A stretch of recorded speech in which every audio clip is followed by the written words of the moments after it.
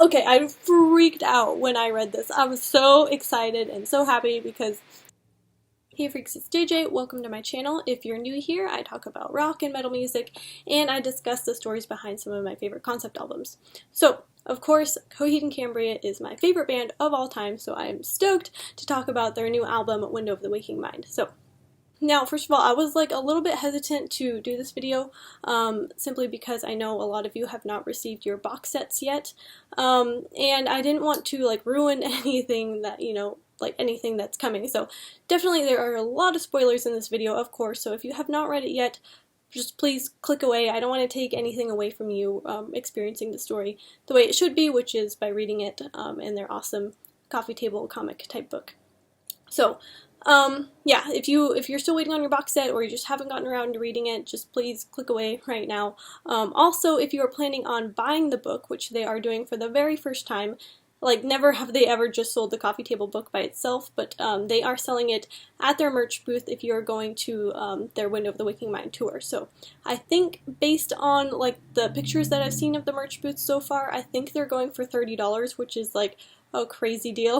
They're not hardback, like this one is hardback that came with the box set. They are paperback, but that's still a crazy deal in my opinion. So yeah, I don't want, like, there's so many cool reveals in this story that I don't want to take it away from you if you haven't watched it yet. So yes, go ahead, click away, save this video for later. I'll wait. Okay, also, if you have not read the other books and stories in the Amory Wars universe, I really suggest that you do that before watching this video or before reading this story as well, because a lot of things interconnect with each other, and like I don't want you to miss out on all the cool connections of things by not knowing, beforehand the stories that came before this. So, I have another video where I talk about where you can get all the Amory Wars comics and stuff if they are available. I'll link that up here right now if you want to go check that out and just buy all the comics and read them. Reading it yourself is always just a way better way of experiencing it, and I always want to support Coheed and everything they do, so I'll really suggest you buy the comics, basically. But I understand that not everyone can get their hands on the comics, and a lot of them are, limited edition that you just can't get anymore, so that's why my channel exists. So if you can't get the comics, or, it's just been a long time since you've read the stories and you just want like a quick refresher and stuff like that, I have a whole playlist of the Amory Wars universe comics books talking about the storyline, so I will link that up here. Also at the end of this video too, if you guys want to just go back and review. So anyway, with all my spoiler warnings out of the way, and assuming that you're all caught up on the Amory Wars stories, let's get started with Coheed and Cambria's 2022 album, Vaxis Act II, Window of the Waking Mind. So first off, we learn that this story takes place a few years after the events of Unheavenly Creatures, and so it's probably been maybe 6 years or so since they escaped from the Dark Sentencer, and so Nia and Nostrian are kind of been on the run, but they also have a son named Vaxis as well, and so the story opens with Nia and Nostrian kind of in the middle of a mission. And so if you've watched the music video for the Liars Club, basically the scene and the storyline that happens in that video is the opening scene for this story. So everything that happens in that is very accurate with the story in the book. Basically, Nia and Nostrian break into a biopharmaceutical research facility to steal a bunch of vials containing biologics in the hopes that one of them will help cure their son Vaxis. But the pair are caught by the medico guards. To try and escape, they end up letting loose one of these creatures that's been in the facility that they've been testing on. So the whole facility is kind of filled with all these different little creatures that they've used as guinea pigs to test different things on. And so they let out this giant creature, which is called a Sclerorustia, which I don't know if I'm saying that right, but a Sclerorustia, which is basically a big giant centipede slash crab hybrid thing. They do a really cool picture of it in the music video for the Liars Club. But yeah, this giant beast, they let him out of the cage and he goes on attacking. And, while the beast is attacking and in the ensuing chaos, Nia and Nostrian are able to escape back to their ship called the Rixen Freckle. So they make it out with the vials, and they catch back up with their ship, the Rixen Freckle, and they're able to escape. So on the ship, we meet ARP-51, which is this cute little droid character who is very reminiscent of R2-D2, and he has this kind of like butler-type personality, and he takes care of Vaxis whenever Nia and Nostra need to go somewhere and do something. So mission is pretty successful. They were able to escape with the vials of biologics. So we then go to the Seed, which is where we meet the heads of the 5 houses of star supremacy. Houses of star supremacy being HOS for short, so if you hear me throw around the word HOS, that's what it stands for. Basically, the HOS heads are these 5 ancient beings who have been kept alive by these, I think they're called biopalative suits. Basically, the 5 live on this Seed, which is a centrum, which is a planet-like structure that has been built around a captured star. So despite the biopalative fancy suits that these 5 heads of star supremacy kind of live in, they know that they're not going to live forever. Like, they're kind of literally falling apart inside their, like, Cairo elixir type formula thing that holds them all together. Because they're really old and they're just falling apart. So what they really want is they want a way to extend their lives, hopefully, but also, if it's possible, they want to return to like a normal, like, humanoid form, instead of being held together by like all this weird technology. They want to have like real, actual bodies again. And so they've learned that these things called the quintillion speakers and these people with these abilities called the windows, if you bring those 2 together, they can have this massive healing powers. And so they've been doing all these crazy experiments with the quintillion speakers and with the windows, combining them together, and a lot of times these experiments end up like just horrendously explosive, but they're trying to figure it out and trying to basically cure themselves and get them to normal human bodies, or alien bodies. I'm not really sure if they're human, but regular bodies, so to speak.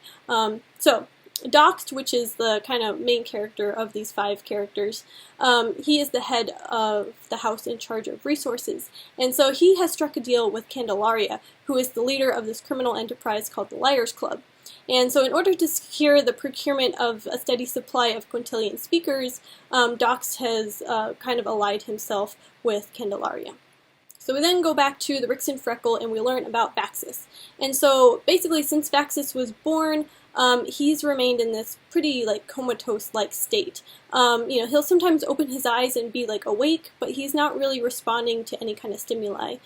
He's never, you know, uttered a single word, and he can't seem to move or eat on his own or anything like that. He's pretty much just comatose, basically.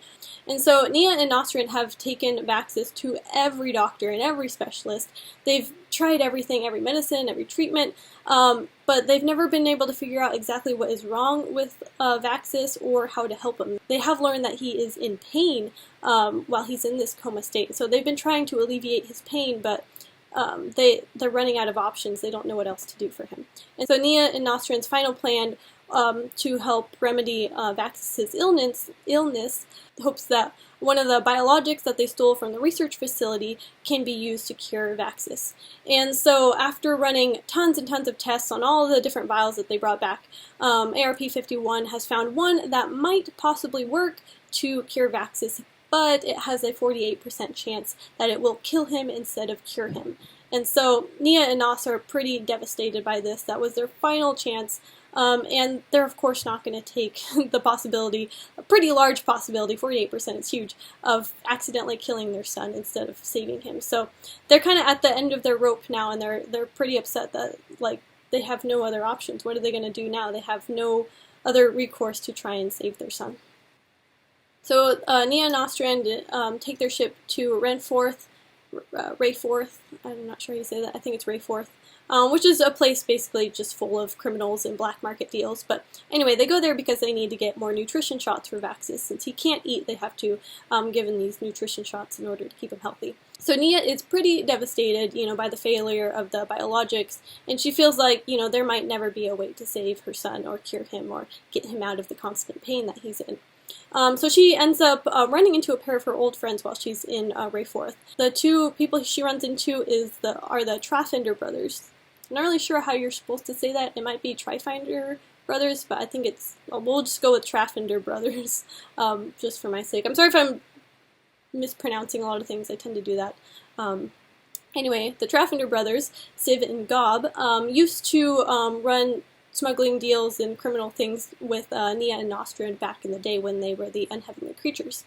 And so Gob has always had a crush on Nia, or might be a little bit more than a crush. I think he's always been like in love with Nia, but of course she never really reciprocated that. One day Gob actually saved Nia from this like refuse of a crashing ship, and he pushed her out of the way and sacrificed himself to save her. And so Gob like nearly died. He was like most of his body was all destroyed, and the only way he was able to stay alive was because Civ, his brother, was willing to have him like fused to like the front of his chest right here, and together they live. And so Gob is able to live off of his brother as kind of like a parasitic host, parasitic thing, and Civ being the host. And that's the only way that Gob can survive. So Nia kind of feels, guilty about everything that happened. I mean, she is happy, of course, that he saved her, but, she could never reciprocate the love that Gob had for her. And so she kind of feels guilty about that situation. And I think that's what the song Shoulders is about. Anyway, Nia catches up with the brothers and kind of explains to them, what she's been up to, and she tells them about Vaxis and the problem they're having with him and, not being able to help him. And so the brothers explain how maybe a quintillion speaker combined with a window have these otherworldly healing abilities, and they suggest that maybe if they were to get a quintillion speaker and a window together, maybe the two could heal Vaxis. So Nia brings the Traffinder brothers back to Nostrand on their ship, and, they kind of together explain their plan for how to possibly save Vaxis. And so the brothers explain that they could possibly get their hands on a quintillion speaker because the brothers still work for the Liars Club, who have been working with the Hoss, the House of Star Supremacy, to smuggle quintillion speakers into the Seed in order to do testing on them. And so the brothers explain that by Nos and Nia renewing their membership to the Liars Club, then that could allow them to steal both a speaker and a window from the Seed. And so Nos is pretty uncomfortable with Gob, considering that, he knows that he was in love with his wife, and he may or may not still be. And he's also, like, the last thing that Nos and Nia want to do is to go back to the Liars Club with this really awful mob boss named Candelaria, who's in charge there. But they both understand that this is their last chance to save their son, and so they're willing to do everything, so they both agree to do the mission. I ran out of water. Nia and Nostrand, along with the Traffinder brothers, return to the Liars Club, and they meet with Candelaria, and he agrees to let the group get into the Seed where they can smuggle out a quintillion speaker and a window. All he asks in return is that the group later deliver a single box of cargo to some other place. Now, of course, they're all wondering, wow, this is a really sweet deal. What's the catch here? The catch is Candelaria says that the cargo that they're transporting is extremely dangerous, and everyone else is afraid to transport it. So they're don't know what's in the box. They're kind of hesitant as far as what kind of dangerous thing could be in there. But I mean, this is their only chance, and it seems like a pretty good deal. So they grudgingly decide to agree to the deal. There's nothing in there. Anyway, Nostrand and Nia program ARP-51 into defense mode and have him look after Vaxis while they all go on this mission to infiltrate the Seed and smuggle back a speaker and a window. And so with the Liars Club passphrases, they easily get inside, and once inside the Seed, they kind of get a glimpse of the testing that's been happening between the quintillion speakers and the windows. The windows being these mostly innocent people that the Hoss has captured as guinea pigs. And so the group is able to procure a window and a containment unit holding a quintillion speaker. So this is the containment unit that is in this little light part would be the quintillion speaker. So that's what that is, in case you're wondering what all these things are that come in the box set. And so they're able to get what they need, and they're on their way to make it out when they get an automated distress call from ARP-51, and they learn that their ship has been attacked and the droid is dead. And so of course now Nia and Nostrand are like, oh my god, is our son okay? Is he dead? So they start booking it back to their ship. When they get back to where their ship is docked, they find out that they've been double-crossed by Candelaria. and this huge firefight ensues. The window is killed in the process, and Nos is shot in the leg, and it's just a huge, awful battle, and it looks like the good guys are losing. So, in desperation, Nos kind of sees the secret cargo box that they were supposed to transport at the end, and he decides to just open the box in a last-ditch Hail Mary to hopefully help them escape. And so, he pushes a button that opens the box, and this massive blue light erupts, and you're never gonna believe what the fuck comes out of it. A fucking prize. Okay, so, you guys, okay. I know, like, I should have seen it coming, because the prize always come in to save the day. That's just how things go in the Amory Wars universe, but, like, the prize has been killed off, like, multiple times, and I'll get into it later, but, like, I was like, oh my god, when I turned the page, and I saw this amazing, like, blue winged lady, like, it's just awesome. Anyway, because they're supposed to be extinct. But anyway, holy shit. Okay. This badass prize breaks out of the box in all her beautiful majesty, and her wings, and her blue skin, and she has this awesome sword and everything. And of course, she just goes about just totally annihilating the Hoss guards. And so, Nia, Nos, Civ, and Gob, and their new prize friend, whose name we learn is Nyanasha, they escape into the Rix and Freckle, and they fly off. And so then Nia and Nos go running to Vaxis, and they find out, okay, good, he's unharmed, and so they're relieved about that. But then a fleet of Hoss fighter ships come and surround them. And so Civ engages the Rix and Freckle in just like a dogfight, and I'm sorry, I keep unfocusing because I keep moving my hands too much. Where was I? I'm sorry. So this huge dogfight in space is going on, and they're outnumbered, and it seems like they're gonna die, and Nyanasha picks up the containment unit holding the quintillion speaker, and she identifies the electric power that's inside, and it is, wait for it, keywork. It's keywork, you guys. Keywork. Which is not even supposed to be in this canon. So excited. Okay, sorry. That's not even the craziest part of this finale of the story, but I'll get to that in a second. But Nyanasha opens up this containment unit, which lets out the quintillion speaker from the containment unit, which is really a being of the keywork, we now know. So in this like huge blue glowing entity just erupts from the unit, and with all its like alien power and majesty, it suddenly like Vaxis wakes up and he begins talking. He like utters his first words, and he wakes up from his coma as if he had never been in a coma his whole life. Vaxis like gets up and he touches the quintillion speaker, and together the power of the quintillion speaker and the connection with Vaxis like destroys the whole Hoss armada.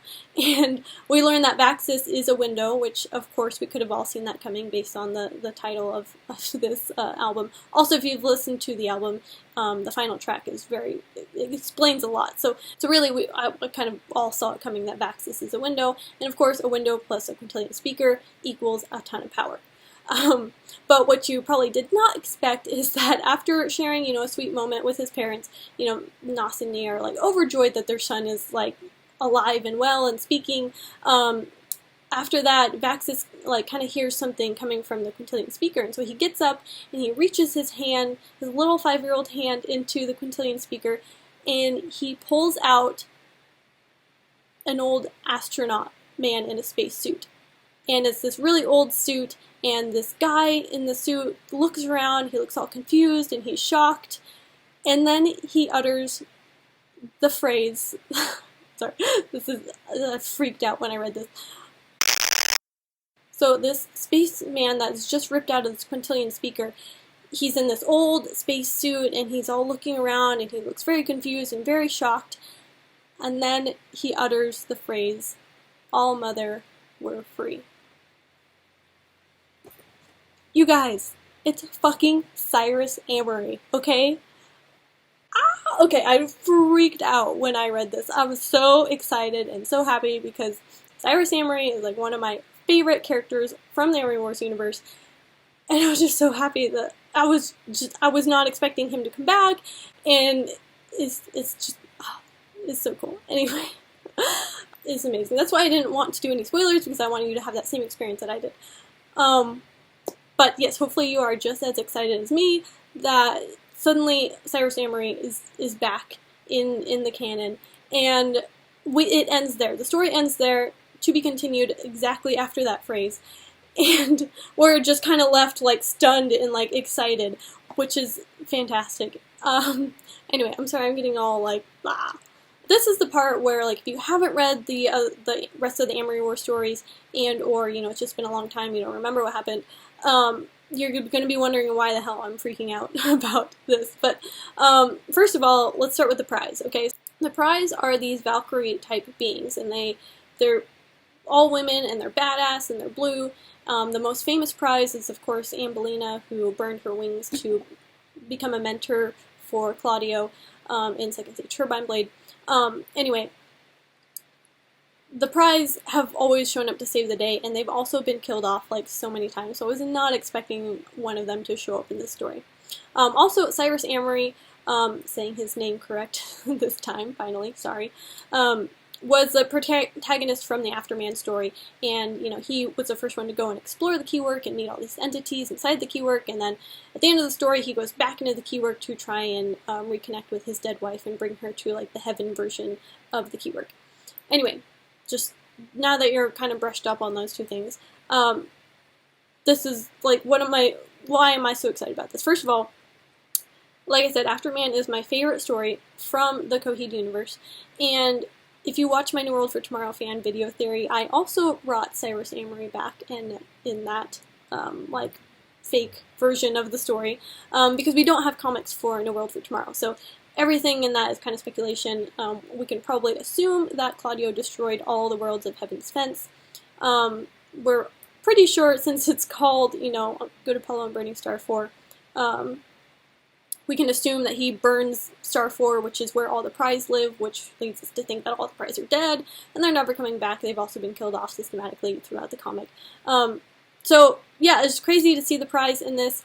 Also, this whole, like, book just kind of, like, confirmed that the story takes place, like, way after the events of the Amory Wars, like, in the comics, which a lot of you, I'm sure, had probably already surmised and already knew that. But this was, for me, like, confirmation for me, personally. Also, it shows that, like I said, like, it is very likely that Heaven's Fence was totally destroyed. And so, like, in this story, we get a lot of hints to what probably happened at the end of No World for Tomorrow, because, I mean, we can go by the lyrics, and we can assume things, but we don't really have any, like, concrete storyline for that yet. They're still working on the comics for No World for Tomorrow, so we don't have any of those answers, but I think this book fills in a lot of the gaps, and or hints at things that happened prior to this storyline. So a thing I thought was interesting is, like, the characters in this story knew nothing about the Prize, they knew nothing about the keywork, and so it's clear that, like, the common man in this story has no knowledge of Heaven's Fence or, you know, like, all the worlds. Like, they don't know anything about that, so it leads me to think that that whole entire universe was destroyed. Heaven's Fence was totally destroyed, all the planets were destroyed, and it's been such a long time afterwards that any people who escaped from there, like, generations and generations later, they don't have any records or memory of what happened there. So I thought that was really cool. But clearly, you know, the destruction of the keywork in Heaven's Fence was not complete, considering we have a Prize who's probably been locked in a box for, like, thousands of years, maybe. And then we also have these entities from the keywork that have been harvested into the containment units. And so here is my theory. So if they've harvested these entities which from the keywork, which are the Quintillion speakers, then Quintillion speaker would be synonymous with keywork entity. And so therefore, like, all the keywork entities that Cyrus Amory met in Afterman, you know, like Avagria and Century and Domino, like, and, you know, all those entities, those would actually be Quintillion speakers. And so I'm not sure how they harvested these Quintillion speakers, but let's just say Quintillion speaker is just another word for keywork entity. So if they're the same thing, and if Cyrus was attached to one of these entities, and the last time we saw Cyrus was at the end of the Afterman, where he left to go to the keywork to go find Mary in the keywork, is it too much to think that the Quintillion speaker he came out of is actually Mary as a Keywork entity. So yeah, it's probably not true because the Quintillion speaker, like the images of it, look very male in my opinion. But I thought it would just a cool idea, possibly. Like, if he did find her in the Keywork and she was one of these entities and then somehow they got harvested together and put into this containment unit, like, if he's been with her this whole time or if it's been some other entity. But I just thought that was a cool idea. I know this album, like, just came out, but I'm already so excited for the next album because I'm excited to learn more of this story. Because there's so many questions, like, what has Cyrus been doing this whole time that he's been gone and or locked in this containment unit? How did they harvest the Keywork entities? If Heaven's Fence is destroyed, how did they get them? Where did Naya and Nasha come from? Like, there's so many questions that I want answers to. Most of them have to do with Cyrus because I really want to know what he's been up to, what he's been doing, how did he end up there? Like, I'm just excited, really, and that's why I'm doing this really long-winded video talking to you guys. Anyway. That's the whole story. I really suggest you read it if you have the opportunity. And if you have any like theories, ideas, or like more questions about the end of the story, throw those down in the comments and we can kind of talk about them together. Let me know what your thoughts are on the storyline, and also let me know what some of your favorite tracks are on this new album. I'm curious to know. Drop all that down in the comments. If you want to know what my personal thoughts are on the album, music-wise, I'll be doing a collab video with some fellow YouTubers and Children of the Fence, of course, and so we're going to be reviewing the album and I'll be giving my opinion and everything. So I will link that at the end of this video once that is uploaded. I'm not sure exactly when that's going to be, but I'll link that at the end of this video if you want to hear my thoughts on it. Anyway, thank you so much for watching, guys. If you're a fellow Coheed fanatic just like me, feel free to join my Metalhead community.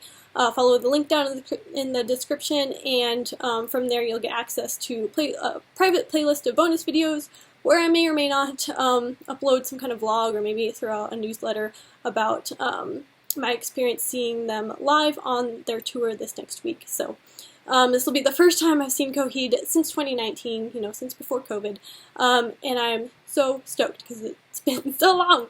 Anyway, let me know if you'll be attending any of the shows on the Window of the Waking Mind tour, and yeah, thanks for watching.